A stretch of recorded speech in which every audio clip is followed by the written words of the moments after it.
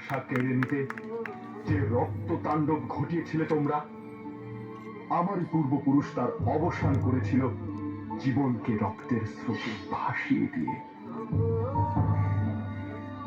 বন্দি পায়ের শেকল ছিঁড়ে কারার লৌহ কপাট ভেঙে নেচেছিল সব প্রলয় নাচন মাতৃভাষা প্রতিষ্ঠা করবে বলে।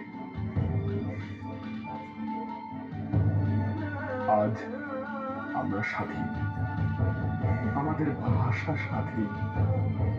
বিশ্বায়নের জলোচ্ছ্বাসে পুরো পৃথিবী আমাদের বাসস্থান।